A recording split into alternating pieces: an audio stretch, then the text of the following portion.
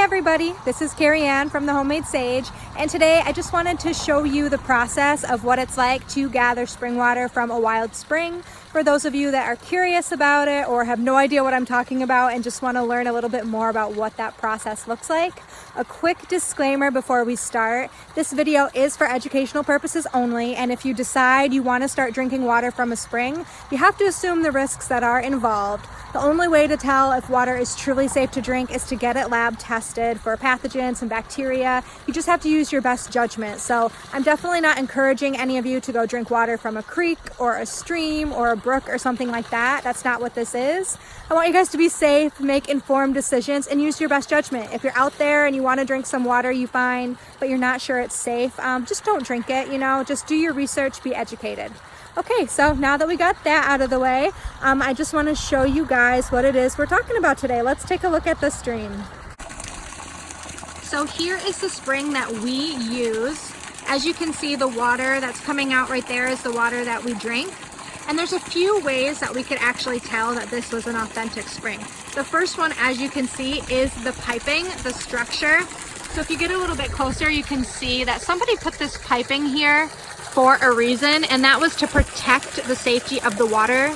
So we can assume that the actual spring is a bit farther up the hill there, and then they built this infrastructure to get the spring safely from the source to a more accessible place where we can gather it without having to climb up the hill. Because spring water is really safe once it comes out of the ground, but as soon as it does, it runs the risk of coming into contact with the surface around it and getting contaminated. So, if an animal walked by the source of the spring and pooped or peed or something, and then the water hit that, obviously the water is going to be contaminated. But when we have this piping here, what it is doing is it's trapping the water from the spring and then delivering it down here in a safe way so that we know that it's clean to drink.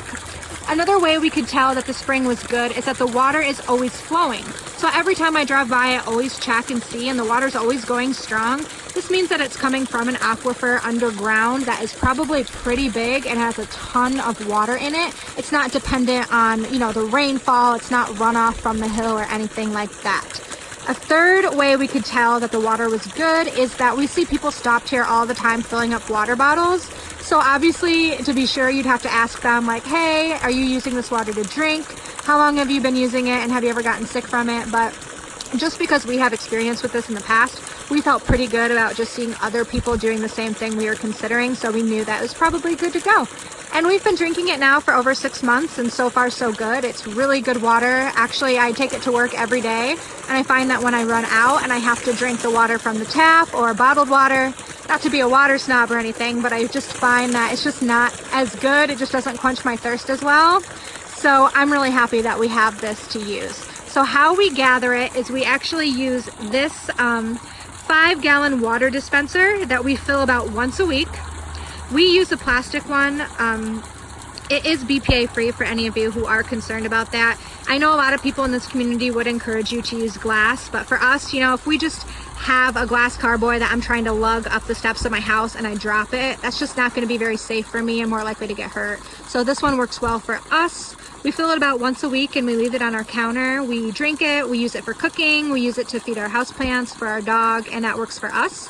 It's only down the road from us too, so it's not a very long drive. So if you live somewhere that's a bit farther away from the spring you want to use, maybe you just get a few of these and you fill them up at once, and then you put the extras somewhere like a nice, cool, clean spot, kind of like you would a wine cellar, to keep the water as fresh as you can. And yeah, that's really about it.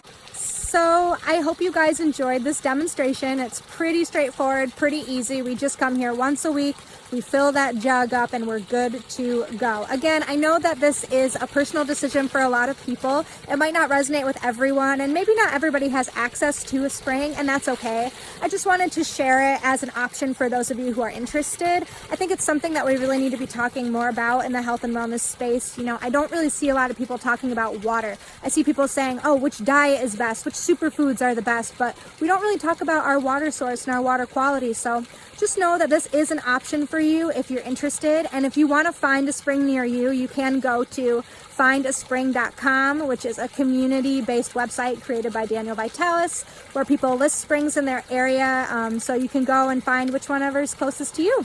All right, great. Thanks, guys. See ya.